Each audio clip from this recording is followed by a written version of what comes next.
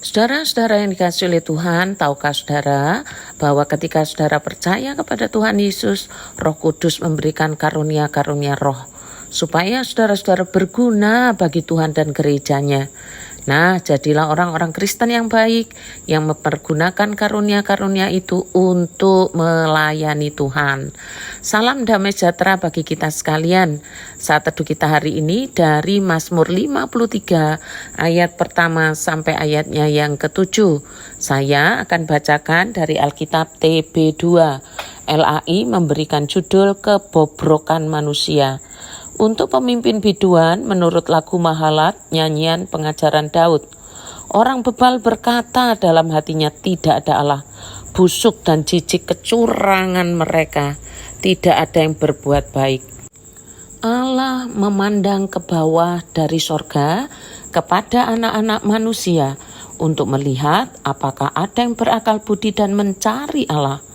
Tetapi semua telah menyimpang. Sekaliannya telah bejat. Tidak ada yang berbuat baik, seorang pun tidak. Sudah tidak sadar lagikah orang-orang yang melakukan kejahatan yang memakan habis umatku? Mereka memakan roti tetapi tidak berseru kepada Allah.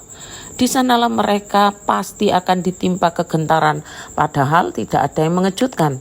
Sebab Allah menghamburkan tulang-tulang para pengepungmu, engkau akan mempermalukan mereka. Sebab Allah telah menolak mereka. Ya, datanglah kiranya dari Sion keselamatan bagi Israel. Apabila Allah memulihkan keadaan umatnya, Yakub akan bersorak-sorai, Israel akan bersukacita. Demikianlah firman Tuhan. Saudara-saudara, LAI memberikan judul Kebobrokan Manusia. Manusia yang disebut bobrok itu bagaimana? Ternyata yang didefinisikan sebagai manusia yang bobrok itu adalah orang bebal. Orang bebal disebut bobrok karena dalam hatinya mengakui tidak ada Allah. Sebenarnya orang yang tidak mengakui atau yang mengatakan tidak ada Allah itu sama dengan ateis. Ateis adalah pandangan yang tidak mempercayai atau bahkan menolak keberadaan Tuhan. Menariknya paham ini ternyata sudah ada sejak lama, setidaknya sejak zaman Raja Daud. Hal ini terlihat dalam ayat 2 dari bacaan kita hari ini ketika orang bebal berkata dalam hatinya tidak ada Allah. Orang bebal menolak memang mengakui keberadaan Allah. Bebal di sini bukan sekedar bicara tentang kebodohan intelektual, melainkan kepada orang-orang yang gelap hatinya, yang mati secara rohani. Orang bebal menolak Allah dan tidak mau mengakui Allah meskipun di luar Allah, sang sumber hidup dan hikmat, manusia sejatinya ya tidak berdaya. Manusia tidak dapat mengandalkan dirinya yang terbatas dan tidak mampu melepaskan diri dari belenggu dosa. Itulah sebabnya penolakan terhadap Allah hanya akan menghasilkan kejahatan dan akhirnya kepada kehancuran. Ketika orang bebal berkata dalam hatinya bahwa tidak ada Allah, sesungguhnya ia sedang berusaha menutupi dosanya. Ia juga sedang mencari-cari alasan guna melanjutkan kehidupan yang diwarnai oleh dosa. Mereka tidak sadar bahwa mereka sebenarnya sedang melawan Allah. Mereka juga tidak menyadari bahwa hidupnya ada dalam bayang-bayang murka Allah. Mereka sedang berjalan menuju kehancurannya sendiri.